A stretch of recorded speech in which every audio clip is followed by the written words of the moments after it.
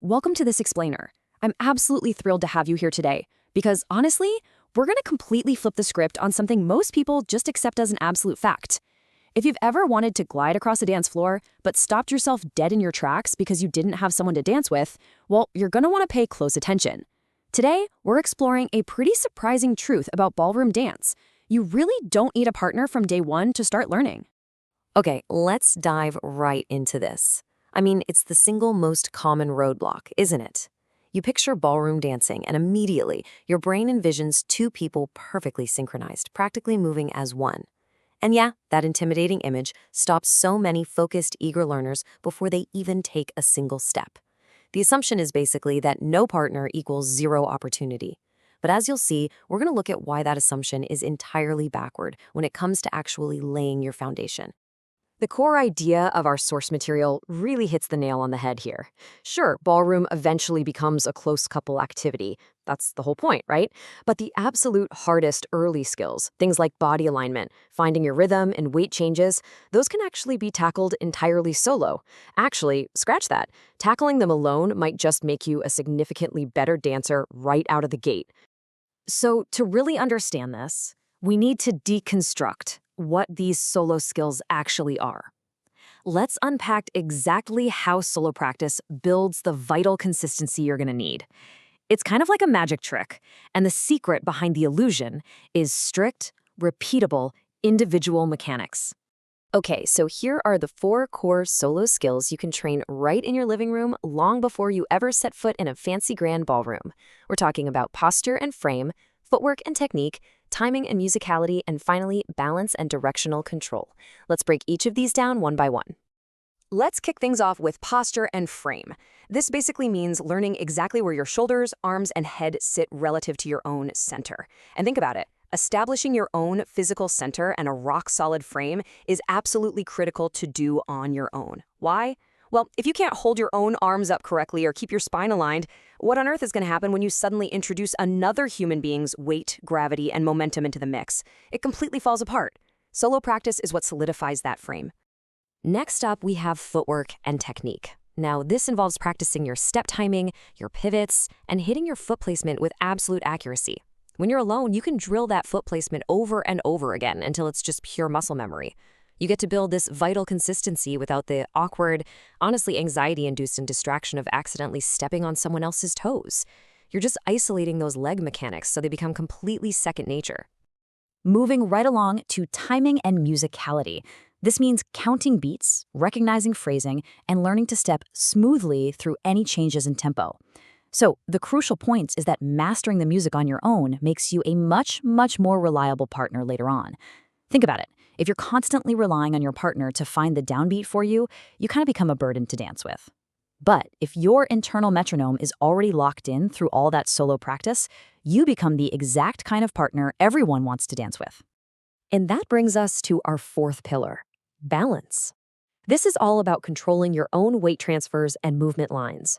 A really common beginner error in ballroom is leaning heavily on your partner just to stay upright. You definitely don't want to do that. By training your directional control solo, you're guaranteeing that you can stand on your own 2 feet, literally. You are responsible for your own weight, which honestly is the golden rule of comfortable partner dancing.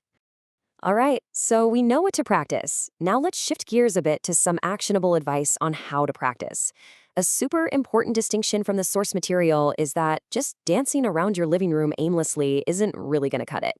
To see real progress, you need a structured curriculum or reputable studio videos with repeatable drills. You've got to have a method to the madness. Let's see how this actually builds into a highly effective 3-step solo practice routine. Step 1, you want to start with a warm-up and some timing claps, just to really get the rhythm into your body. Step 2, run your step patterns incredibly slowly, pouring all your focus into that posture and alignment we just talked about. And finally, step 3, once it feels clean and solid, repeat the whole thing at actual musical tempo. This kind of structured, disciplined approach is exactly how the professionals train, and it works flawlessly for solo beginners too. And hey, while you're running through those 3 steps, make sure you do this. Record yourself. Seriously, use your phone camera as an objective coach. Set it up to capture you from the front and then again from the side. You see, your brain will often play tricks on you, making you think your posture is perfectly straight when it's totally not. But the camera never lies. It gives you immediate feedback and helps you catch those bad habits early, long before they get ingrained into your muscle memory. Now, I absolutely love this next tip from the source. You can actually use a stand-in for your arms. By using a firm support, maybe the edge of a bookshelf, a door frame, or just a sturdy, tall chair, you can practice the exact spatial positioning of your frame. And look, let's be totally clear, while you might feel a little goofy slow dancing with your furniture, the goal here isn't to build a romantic connection with your bookshelf. It is strictly about training your body to maintain its shape against a physical boundary. As incredibly effective as all of this solo work is, we do have to acknowledge reality, which brings us to the partner threshold. While solo practice is undoubtedly crucial and the absolute best place to start, ballroom is, fundamentally, a partnered art form. The source makes it crystal clear that once you master the basics on your own, your progress accelerates dramatically the very moment you step onto a crowded floor with another person. Now, what's really interesting here is how sharply these two environments contrast with one another. With your solo goal, you are purely training your body to move correctly in a highly controlled, totally predictable space. But the partner challenge, that completely changes the game. Suddenly, you have to share space, navigate physical connection, and continuously respond to another human being in real time. It's literally the difference between driving on an empty test track and navigating a car through chaotic city traffic. Because of that real-world traffic, here's exactly where a partner eventually becomes completely essential. First, lead and follow mechanics. You have to physically feel how cues literally travel through that frame you've worked so hard to build. Second, turning together.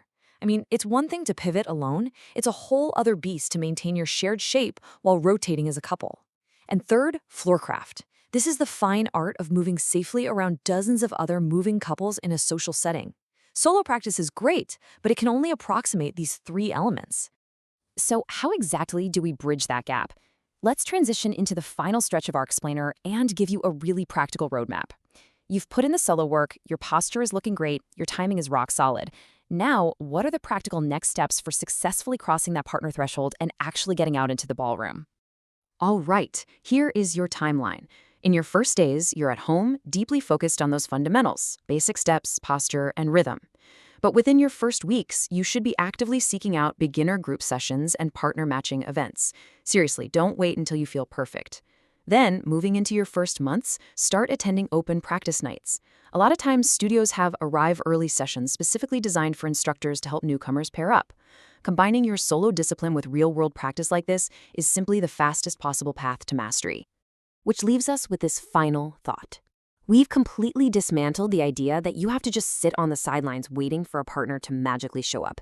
You can start building your foundation today, right in your own living room with perfect discipline. But remember, the ultimate magic of ballroom is connection. Your solo discipline builds an unbreakable foundation, but the real question is, are you ready to take that foundation and finally share the floor? Start those solo drills right now, so when the time comes to take someone's hand, you step out with absolute confidence. Thanks so much for joining me on this explainer, and keep learning.